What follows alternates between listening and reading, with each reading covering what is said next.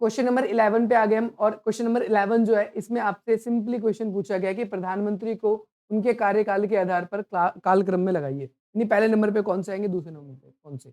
तो इसके अंदर वैसे तो क्रम सही है, ऑप्शन में अगर हम देखें तो पहले नंबर पे HD देवगौड़ा है जो कि चौथे नंबर पे है, जो चंद्रशेखर जो है वो दूसरे नंबर पे ही आएंगे, PV नरसिम्हा राव जो है वो तीसरे नंबर पे है, और जो VP सिंह है वो पहले नंबर पे, यानी पहले वाला चौथा था, इसमें चौथे वाला पहला। हम ऐसे ही देख लेंगे कि जो चौथे नंबर पे जो आना चाहिए ये रहा, आपका डी ऑप्शन हो जाएगा इसमें। ठीक है, डी हो जाएगा। ठीक है भाई, डी ऑप्शन हो जाएगा इसका आंसर। ओके, आप ऐसे इसको पकड़ सकते थे। अगला क्वेश्चन है, इसमें मैचिंग करनी है। अब यहाँ पर देखो, वैसे पिछले वाले क्वेश्चन में भी आप अगर देखो तो ये सेम चैप्टर से क्वेश्चन है, और यहाँ पर कह रहा है 17वीं लोकसभा में स्पष्ट बहुमत। 17वीं लोकसभा पहली बात तो कब थी, देखो जिसमें सरकार किसकी बनी, तो जो है नेशनल डेमोक्रेटिक अलायंस, संयुक्त प्रगतिशील गठबंधन, और इसके बाद में आपसे कहता है कि संयुक्त मोर्चे की सरकार या राष्ट्रीय मोर्चे की सरकार, कौन सी सरकार होगी, तो आपका ये इंडिया।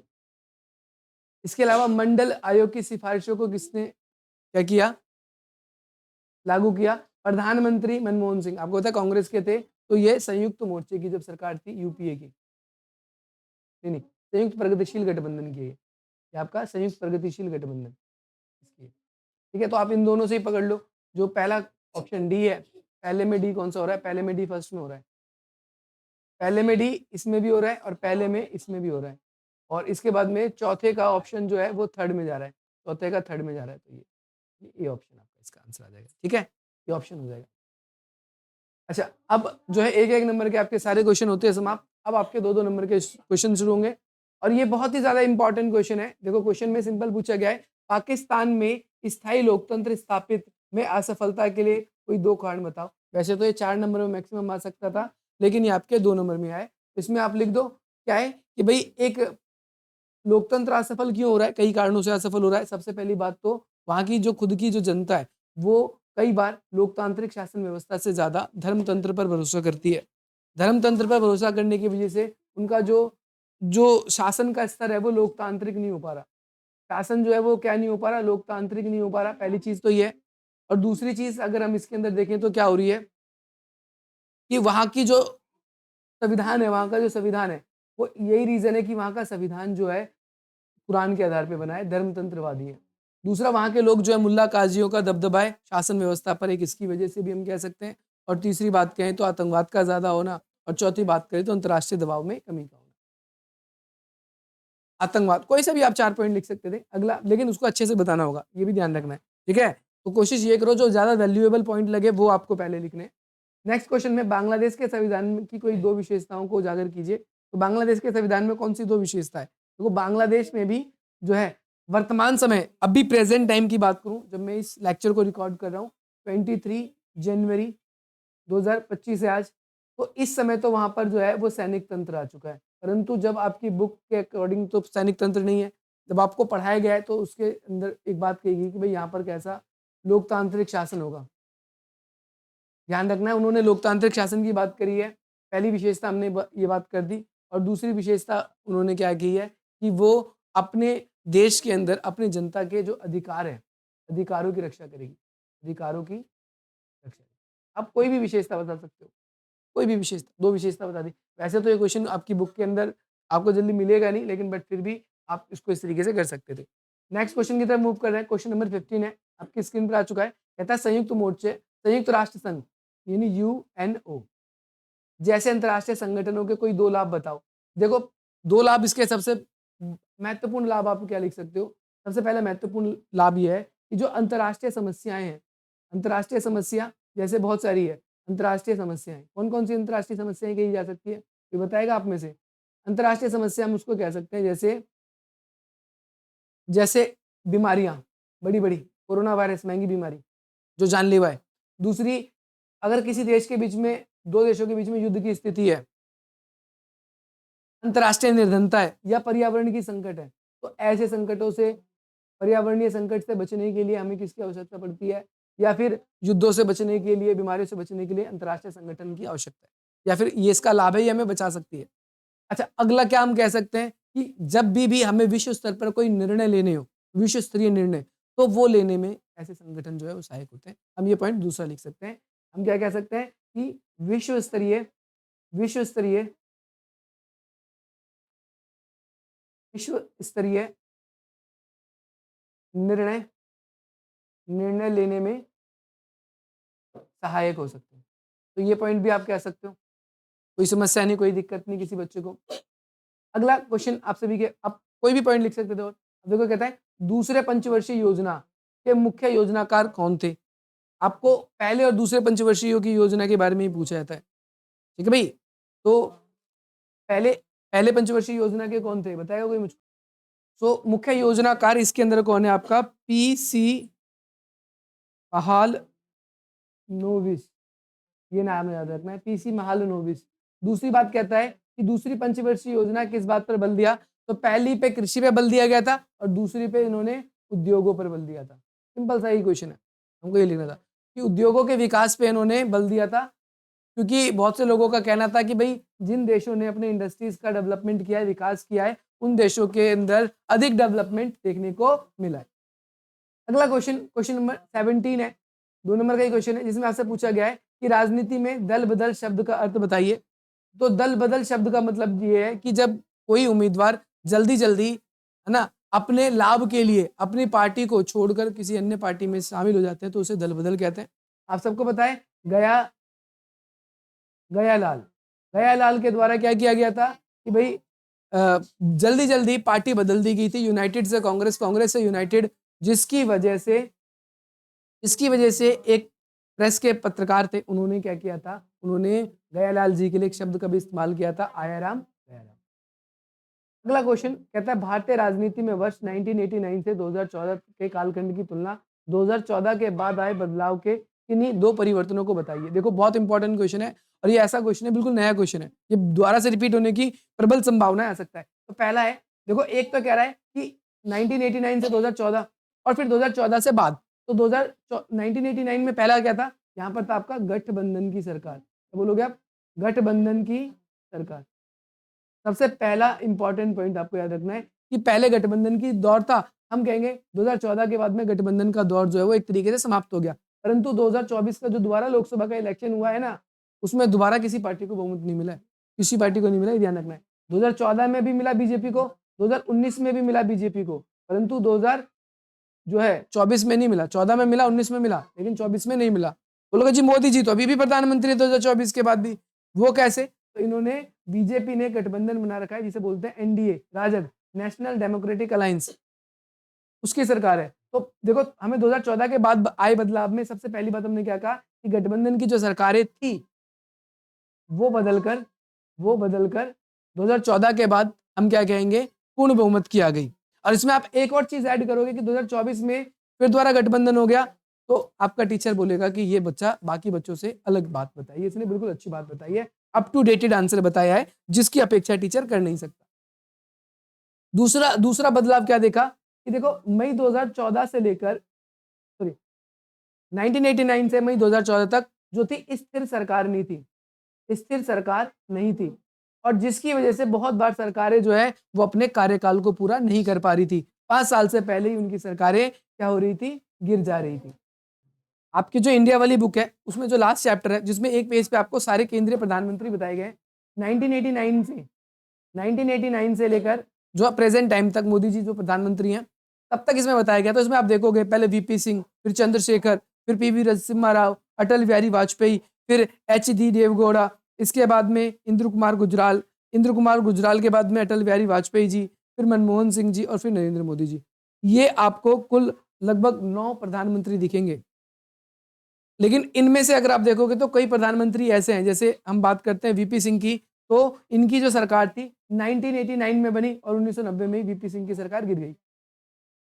फिर दोबारा इलेक्शन हुए, फिर 1990 में इलेक्शन हुए और 1991 तक ही पीएम रहे, जिनका नाम था चंद्रशेखर। फिर पीवी नरसिम्हा राव जी आते हैं, 1991 से लेकर 1996 तक इनकी सरकार रही, 5 साल तक ये रहे। लेकिन इसके बाद में आगे हम देखते हैं 1996 से 1996 में ही कुछ ही दिन में अटल बिहारी वाजपेयी जो जी थे वो सरकार में थे, फिर वो हट गए। ऐसे ही कुछ दिन तक ये क्या रहते हैं, पीएम रहते हैं हट जाता। तो हमने क्या देखा कि जो स्थिर सरकारें नहीं थी वो मई 2014 के बाद में हमें कैसी दिखी है, स्थिर सरकारें दिखी है। आई होप आपको ये क्लियर होगा, किसी को कोई डाउट नहीं है, कोई समस्या।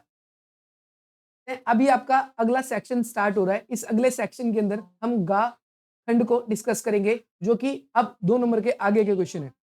अब इसमें क्या चीजें हैं, देखो सबसे पहला क्वेश्चन बहुत इजी क्वेश्चन है। इसमें कहता है यूरोपीय संघ के आर्थिक महत्व का आकलन कीजिए। एक तो ये और अथवा।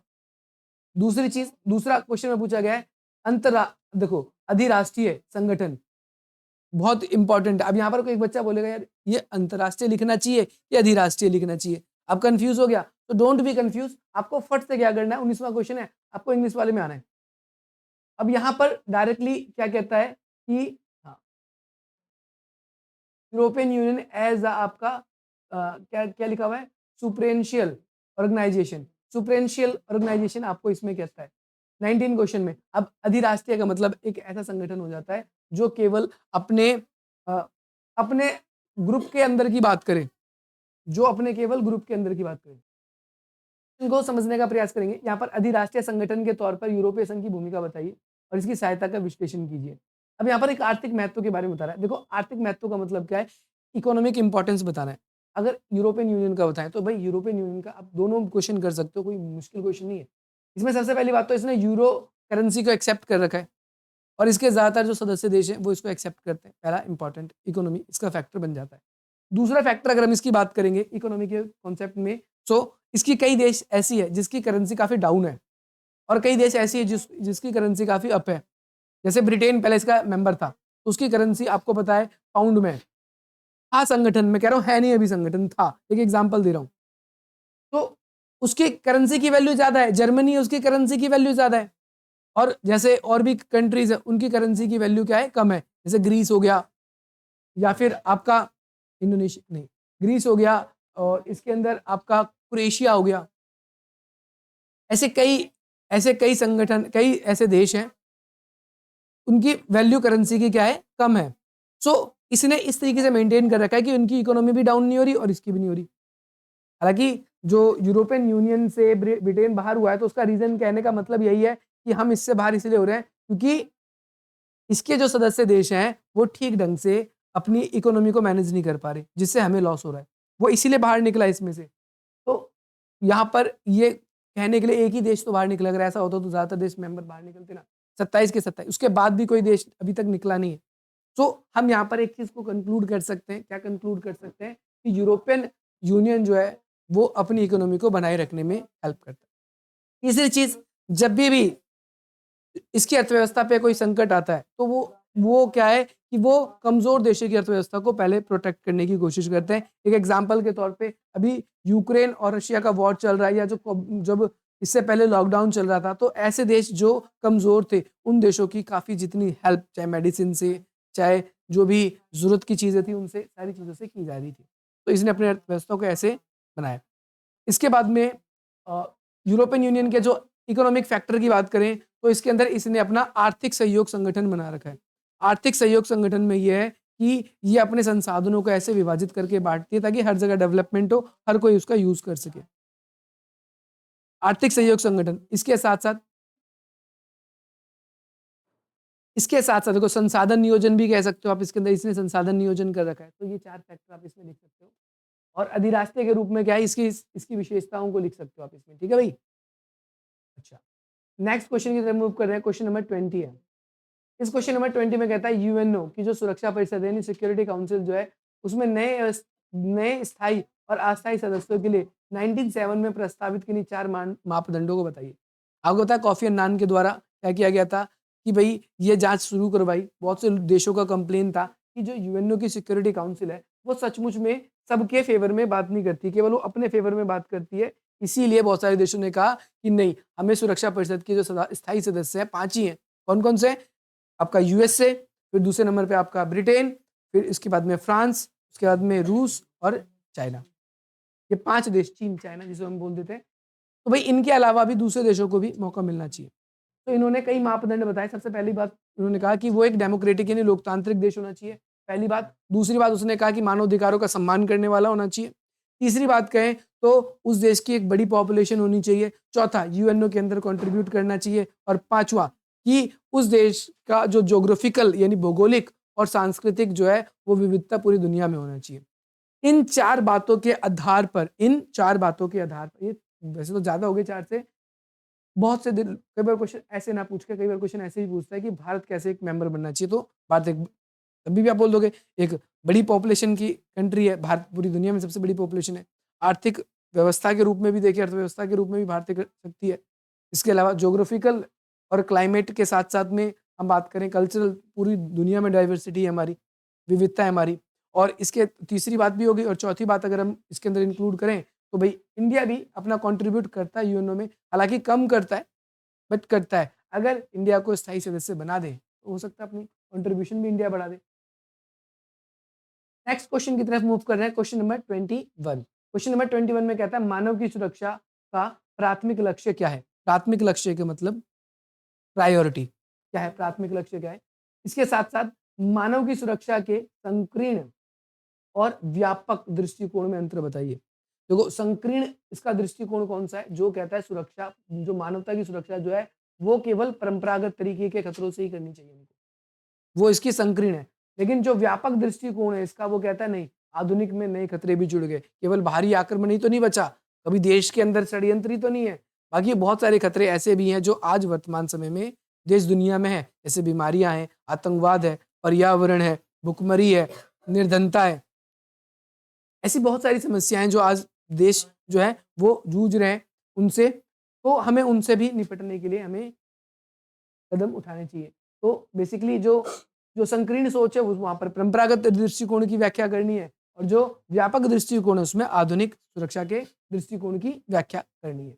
इसके अलावा एक क्वेश्चन और स्टार्टिंग में भी पूछा गया था, मानव की सुरक्षा के प्राथमिक लक्ष्य क्या है? भाई मानवता की सुरक्षा का प्राथमिक लक्ष्य है कि भाई मनुष्य की सुरक्षा। अब मनुष्य के सामने बहुत तरह-तरह के खतरे हैं, तो अब ये निर्भर करता है कि खतरा कैसा है, तो उसको सुरक्षा किस प्रकार की प्रदान की जाए। अगर किसी देश के अंदर बीमारी बहुत ज़्यादा फैल रही है, तो वहाँ पर बीमारी से निपटने के लिए खतरों के प्रबंध करे जाएँगे, व्यवस्था की जाएगी, ना कि उस देश के अंदर पर्यावरण से या फिर बाहरी आक्रमण से।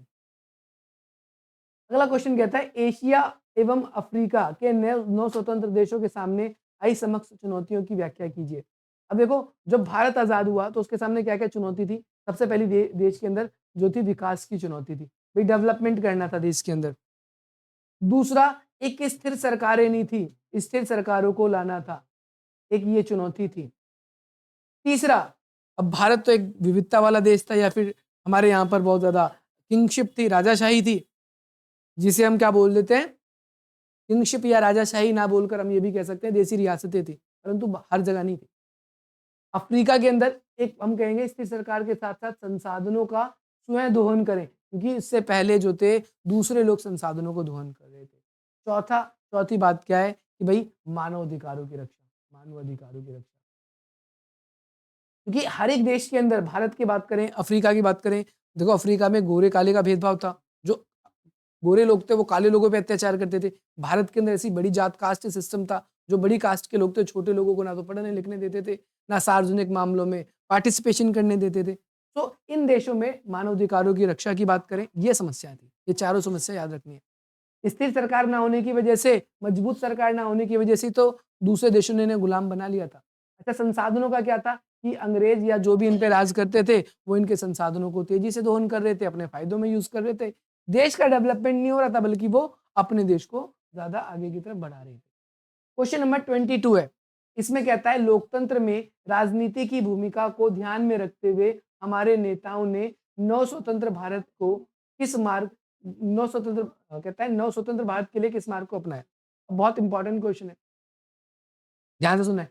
लोकतंत्र में राजनीति देखो कहता है लोकतंत्र में राजनीति की महत्वपूर्ण भूमिका को ध्यान में रखते हुए जो राजनीति होती है, राजनीति का मतलब क्या होता है? राजनीति का मतलब होता है शासन चलाने की नीति, शासन चलाने की नीति। इसमें कह रहा है लोकतंत्र इंपॉर्टेंट है। अच्छा लोकतंत्र इंपॉर्टेंट क्यों है? क्योंकि लोकतंत्र में लोगों को अधिकार मिलते हैं। क्या मिलते हैं? लोगों को अधिकार। अच्छा लोगों के ऊपर अत्याचार नहीं हो पाते। अगर लोगों के पास अत्याचार होते तो लोग अपने अधिकारों का उपयोग करके मौजूदा सरकार जो है तो उसको हटा देगी। या फिर उसका विरोध कर देगी, और सरकार को लोगों के अकॉर्डिंग ही काम करना पड़ता है। समझ रहे हो? इसीलिए कहता है कि हमारे देश के जो नेता हैं, उन्होंने भारत को, जब भारत आज़ाद हो रहा था, तो उसके लिए लोकतंत्र, भारत भारत में लोकतंत्र को अपनाया। क्योंकि हमारे देश में अगर लोकतंत्र नहीं होता, तो क्या होता?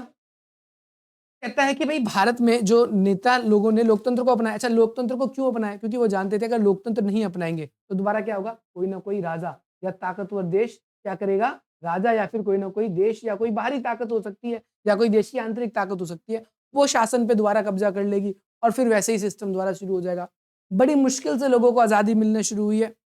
बड़ी मुश्किल से हम एक ऐसे देश के सपने की तरफ आगे बढ़ रहे हैं, जहाँ पर लोगों को अधिकार मिलेंगे, जहाँ सभी लोग शिक्षा ले पाएँगे, अपनी इच्छा से रोज़गार के हिसाब से काम कर पाएँगे। अब ये चीज़ें नहीं हो पाएगी यदि हमारे देश में लोकतंत्र नहीं आएगा। और एक्चुअली बात है, आज भी हमारे देश में अगर डेमोक्रेसी हट जाएगी ना, लोकतंत्र हट जाएगी ना, देखो तो हम लोग, बहुत से लोग ऐसे हैं जो क्या नहीं कर पाएँगे, हम ना तो अपने बच्चों को अच्छे से शिक्षा दे पाएँगे। समझ पा रहे हो आप मेरी बात? एक एग्ज़ाम्पल दे रहा हूँ, फिर से मेरी बात ध्यान से सुनना है। अगर आप प्राइवेट स्कूल्स के बच्चों को देखोगे, जो गवर्नमेंट स्कूल के बच्चे हैं, आप बोलोगे दोनों में तो सेम बुक्स पढ़ाई जाती है, बट उनके पेरेंट्स की अगर मेंटालिटी देखोगे, अपने टीचर की भी मेंटालिटी देखोगे, सो वो समझते हैं आज के ज़माने में सरकारी स्कूल केवल इसीलिए है ताकि जो गरीब लोगों के बच्चे हैं वो पढ़ सकें। वो अमीर लोग अपने बच्चों को गरीब लोगों के साथ बैठने भी नहीं देखना चाहते, खाने भी नहीं देखना चाहते कि खाए भी उनके साथ, खेले भी उनके साथ। तो उनके विकास की और चीज़ों की तो बात बहुत ज़्यादा डिफरेंट है। तो यहाँ पर हम क्या कहते हैं, 2 बिंदुओं को स्पष्ट करना है कि हमारे देश में लोकतंत्र को क्यों अपनाया जाता, ताकि हम कह सकें देश में मौजूदा देश में मौजूदा भेदभाव भेदभाव को समाप्त करके समान व्यवस्था की जाए। क्या की जाए बेटा? सबके लिए एक समान व्यवस्था। पहली बात तो हम ये कह देंगे। दूसरी बात क्या है कि जो शासन शासन तंत्र है, शासन तंत्र को संप्रभु और मजबूत बनाया जाए, जिससे कानून व्यवस्था का पालन हो। ऐसा कानून व्यवस्था का पालन क्यों नहीं होता? क्योंकि जो लोग कानून के रक्षक हैं या जो कानून बनाते हैं, उन्होंने कानून को अपने अकॉर्डिंग बना रखा है। जब उनको लगता है कि कानून हमारे लिए फ़ायदेमंद है, तो वो बना देते हैं, जो नहीं है तो ये कह सकते हैं। अगला क्वेश्चन देखो, आपकी स्क्रीन पर आ चुका है। क्वेश्चन नंबर 23 है, और इसमें आपसे पूछा गया है कि भारत की विदेश नीति में पंडित जवाहरलाल नेहरू की भूमिका बताइए। आपका एक क्वेश्चन भी आया था। देखो 4 नंबर का क्वेश्चन है। सबसे पहली बात तो हम कहेंगे कि जो पंडित जवाहरलाल नेहरू जी जो हैं, वो देश के अंतरिम प्रधानमंत्री थे, और 1946 से 1964 इस टाइम तक वो 2 पद पे थे। एक तो पीएम के पद पे थे, प्रधानमंत्री भी थे, और दूसरा फॉरेन मिनिस्टर भी थे, विदेश मंत्री भी थे। दोनों पद संभाले, और जिसकी वजह से फॉरेन मिनिस्टर होने की वजह से, विदेश मंत्री और प्रधानमंत्री की होने की वजह से, उन्होंने भारत की विदेश नीति में मुख्य भूमिका निभाई। और विदेश नीति के अंदर 3 प्रमुख तत्व थे। पहला, तेज गति से विकास करना, तेज गति से विकास करना। दूसरा, क्षेत्रीय अखंडता को बनाए रखना।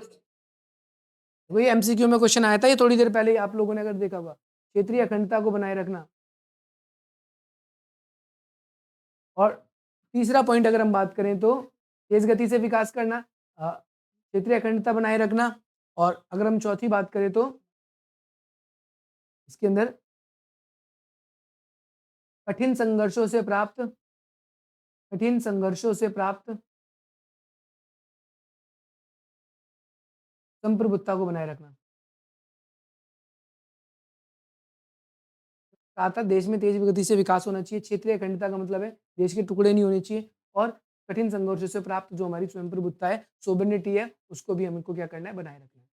तो नेक्स्ट क्वेश्चन, अब इसको ध्यानपूर्वक आपको पढ़ना है, और यहाँ पर आपको इसका उत्तर बताना है। कहता है निम्नलिखित में से कौन सा आयाम वैश्वीकरण का आयाम नहीं है? तो नैतिक आयाम नहीं है, ये इसका उत्तर हो जाएगा। तीनों आयाम होते हैं ये। अच्छा, इसके अलावा एक आयाम और होता है जो आपकी बुक में नहीं पढ़ाया गया है, गलती से आ जाए, तकनीकी आयाम। जब आप कॉलेज में आओगे तो आप तब इसके बारे में पढ़ोगे। तो तकनीकी का आयाम भी वैश्वीकरण का आयाम होता है। आप ऐसा है, मत सोचना कि ये नहीं होता है। कहता है वैश्वीकरण के संबंध में निम्नलिखित में से कौन सा कथन सही नहीं है? सही नहीं है। तो सही नहीं वाला हमें ढूंढना है। देखो, यह संपूर्ण विश्व को एक समान रूप से प्रभावित करती है? नहीं। देखो, वैश्वीकरण का सबसे ज्यादा प्रभाव कहाँ दिख रहा है? जो कमजोर देश है, क्योंकि वो डेवलपमेंट नहीं कर पा रही, इसकी वजह से विदेशी कंपनी, विदेशी ताकतों के ऊपर निर्भर हो रहे हैं। ये डायरेक्टली चीज आपको समझना है। तो सभी जगह पर इसका एक जैसा प्रभाव नहीं है। अमेरिका पे वैश्वीकरण का इतना प्रभाव नहीं, क्योंकि वो खुद ही वेस्टर्न कंट्री है। लेकिन इंडिया जैसी कंट्री पे देखो, हमारा पहनावा, खान पान, बोलचाल, भाषा, एजुकेशन, पढ़ने का तरीका, रहने का लाइफस्टाइल, सब कुछ बदल चुका है, सब कुछ। ठीक है, तो ये सारे पॉइंट इसके ठीक है और ये वाला इसका गलत है। आप इसको ऐसे ही रिलेट कर सकते हो। अगला कहता है, ये एक अवधारणा के रूप में वैश्वीकरण निम्नलिखित में से किसी एक से संबंधित नहीं रखती। नदियों के प्रभाव से संबंध नहीं रख सकती। ठीक है, ये इंपॉर्टेंट, ये देखो कितना आसान है। वैश्वीकरण का प्रभाव प्राय कैसा होता है? एक समान, भेदभावपूर्ण, असमान या क्षेत्रीय? तो हम कह सकते हैं असमान होता है। क्षेत्रीय तो नहीं कहेंगे, पर असमान कहेंगे। एक समान होगा नहीं, भेदभावपूर्ण भी नहीं लिखेंगे हम इसके अंदर। नेक्स्ट क्वेश्चन है, मूव करते हैं अगले क्वेश्चन की तरफ। अब यहाँ पर आपके सामने कुछ पॉइंट लोकेटेड है मैप में, आपको वो पहचानने और उत्तर देने। कहता है, वह राज्य है जिसे जो है पूर्व चौधरी चरण सिंह जो है वो संबंधित थे, पूर्व प्रधानमंत्री। अब मैप में लोकेटेड पॉइंट होंगे आपको पहले से ही। दूसरा कहता है कि वह राज्य जिसमें उप प्रधानमंत्री जगजीवन राम संबंधित रखते हैं। वह राज्य जहाँ पर नक्सलवादी सबसे अधिक सक्रिय थे। इसका तो वेस्ट बंगाल ऐसे ही हो जाएगा। ठीक है, अगला, वह राज्य जहाँ पर क्या कहता है, वैसे तो बहुत सारे राज्य हैं, वैसे आपको बताऊं 7-8 राज्य हैं जहाँ पर नक्सलवादी लोग ज्यादा आतंक मचाते हैं। बिहार, उड़ीसा, छत्तीसगढ़, ठीक है, पश्चिम बंगाल, सबसे ज्यादा पश्चिम बंगाल भी है। और कहता है, वह एक राज्य जहाँ पर कांग्रेस पार्टी ने 1977 के लोकसभा चुनाव में एक भी सीट हासिल नहीं कर पाई या जीत नहीं पाई। तो यहाँ पर आपके सामने मैप आ चुका है, तो यहाँ पर आपको पॉइंट बताने, आपको एक उत्तर तो मिल ही चुका है। अब बाकी के आपको तीनों उत्तर आपको बताने हैं। ठीक है, तो पंजाब वो राज्य था जहाँ पर 1977 में एक भी सीट वो जीत नहीं पाई थी। चौधरी चरण सिंह जी जो थे वो यहाँ से थे, जगजीवन राम। ठीक है, आप इसका उत्तर ऐसे ही दे सकते थे। आगे मूव करते हैं फर्दर। दिया गया कार्टून किससे है? देखो, ये आपका लास्ट चैप्टर जो है जिसमें भारतीय राजनीति के नए बदलाव है, इसमें रथ यथ यात्रा का जो है आपका प्ले कार्ड थमाते हुए नेता की पहचान कीजिए। अब प्ले कार्ड कौन सा नेता थमा रहा है रथ यात्रा का? देखो, रथ यात्रा, लाल कृष्ण आडवाणी नाम है इसका। लाल कृष्ण आडवाणी, ये है लाल कृष्ण आडवाणी, एडवाणी। अच्छा, ये कहाँ से आ रही थी? ये आपका गुजरात, गुजरात से अयोध्या रथ पे सवार होकर आ रहे थे राम मंदिर बनाने के लिए और हिंदू वोट पाने के लिए। अगला कहता है, किस राजनीतिक पार्टी ने रथ यात्रा का आयोजन किया? तो answer is very easy, it is called BJP, Bharatiya Janata party. अगला, अगला कहता है कि कार्टून में दिखाए गए कि नहीं दो प्रधानमंत्री की पहचान करें, उनका नाम लिखे जिन्होंने गठबंधन की सरकार का नेतृत्व किया। अब इसमें से किसी दो पर्सन का आपको नाम याद रखना है। देखो, बीपी हटाओ कह रहा है, प्रतिशोध एक्सप्रेस, इसमें आप एक तो अटल बिहारी वाजपेयी जी को कह दोगे। है, अब इसको पहचानना होगा नेता का नाम इसमें, तो आप दो नेताओं के नाम पहचान लो कोई से भी। ठीक है, कोई बड़ी बड़ी बात तो नहीं है। देखो, दृष्टिबाधित बच्चों के लिए तो उसको करेंगे नहीं। अब आएंगे थोड़े बढ़िया क्वेश्चन जिसे बोलते हैं 6-6 मार्क्स के। बहुत ही इंपॉर्टेंट क्वेश्चन है। कहता है, भारत और रूस के संबंध को बताइए। तो बहुत आसान क्वेश्चन है। इसके 3-4 फैक्टर में संबंध है, एक राजनीतिक है, एक आर्थिक है, एक सामाजिक है और एक सांस्कृतिक है। राजनीतिक संबंध में आपका आ जाएगा कि भाई भारत और रूस ये दोनों संबंध अच्छे हैं। 1971 में जब भारत का वॉर हुआ था पाकिस्तान के साथ, तो उसमें उसने मदद करी थी। दूसरा, भारत के जो प्रधानमंत्री हैं वो रूस की यात्रा पे कई बार जाते हैं और रूस का जो प्रधानमंत्री या राष्ट्रपति है व्लादिमीर पुतिन, वो भारत में कई बार आए। इसके अलावा आर्थिक संबंध में भिलाई और बोकारो, ये ऐसे विशाखापट्टनम, ये ऐसे कुछ इस्पात उद्योग है जो आज भी इसकी सहायता से चलाई जाते हैं। और दूसरा, जब भारत की अर्थव्यवस्था संकट के दौर में थी तो उसमें उसकी तरफ से मदद की गई थी। बहुत आसान क्वेश्चन है ये, आपकी जो है 2 ध्रुवता के अंत में आपको क्वेश्चन मिल जाएगा। अगला कहता है, सोवियत संघ के विघटन के बाद शॉक थेरेपी के किन्हीं 3 प्रभाव को बताइए। कोई से भी 3 प्रभाव लिख दो। भाई, रूस के जो उद्योग थे उसे औने पौने दामों में बेच दिया गया। विश्व इतिहास की सबसे बड़ी ग्रास सेल के नाम से जाना जाता है और 90% उद्योग जो है वो अब निजी हाथों में चले गए। सबसे इजी तो आप ये बोल सकते हो, ये तीनों पॉइंट। अगला कहता है, विश्व राजनीति के किन्हीं 3 पर्यावरण सरोकार की व्याख्या कीजिए और इसके समाधान के लिए एक देश की सरकार अकेला दम नहीं कर सकती, ये भी बताना है। देखो, विश्व की जो राजनीति है उस पर एक नया संकट है, वो है पर्यावरण का संकट। क्यों? जैसे आपका ओजोन परत में छिद्र होना, जो पीने योग्य जल है उसकी क्वालिटी का खत्म होना, ठीक है, वो खत्म होता जा रहा है, प्रदूषण बढ़ रहा है, एयर पोल्यूशन बढ़ रहा है, और साथ ही साथ में ग्लोबल वार्मिंग भी हो रही है। तो ये 3 ऐसे संकट हो गए, और एक अकेला देश इससे क्यों नहीं लड़ सकता? क्योंकि कोई अकेला देश अगर इतना ज्यादा प्रयास भी करे तो भी नहीं, क्योंकि ये ग्लोबल कंसर्न है, पूरे विश्व की समस्या है। इसीलिए कहते हैं पाकिस्तान में पराली जलाई जाती है तो उसका असर पंजाब पे दिखता है, पंजाब में पराली जलाई जाती है तो उसका असर पाकिस्तान में। सो ये वेरी इंपॉर्टेंट है। इवन मैं आपको बता दूं, भारत में तो हिमालय जो पर्वत है ये चाइना से आने वाले पोल्यूशन को रोक देता, नहीं तो भारत में तो इतना पोल्यूशन हो जाएगा, इतनी चीजें हो जाएंगी, आप सोच भी नहीं सकते। कहता है अगला, सांझी संपदा परंतु जिम्मेदारी अलग अलग सिद्धांत की व्याख्या कीजिए। मैंने आपको बताया था कि जब हम सांझी संपदा की बात करते हैं तो सांझी संपदा उस संपदा को कहते हैं जिस पर किसी एक देश का, किसी एक समुदाय का नहीं बल्कि पूरे समुदाय का अधिकार है। जैसे पार्क, सड़क, कुएं, स्पेस, कहता है कि ये वो संपदा है जिसपे किसी एक का नहीं बल्कि समाज के पूरे समुदाय का अधिकार है और हर कोई उसका उपयोग कर सकता है। ऐसी होती है वैश्विक संपदा जिसका किसी एक का नहीं पूरे विश्व का अधिकार है। जैसे समुद्र है उस पे, अंटार्कटिका है उस पे, स्पेस है उस पे, सभी का अधिकार है, कोई भी अपनी शिप उड़ा सकता है, ले जा सकता है, कुछ भी कर सकता है। कहता है कि इसकी जिम्मेदारी अलग अलग क्यों है? इसकी जिम्मेदारी अलग अलग इसीलिए क्योंकि कोई देश ऐसे भी हैं जिसने पर्यावरण को बहुत ज्यादा नुकसान पहुंचाया है, जिसने पर्यावरण को क्या किया है, बहुत ज्यादा नुकसान पहुंचाया है, और जिसने पर्यावरण को बहुत ज्यादा नुकसान पहुंचाया है उसकी जिम्मेदारी भी ज्यादा बनती है, उसकी जिम्मेदारी भी ज्यादा बनती है। आ रही है बात समझ में कि नहीं आ रही है?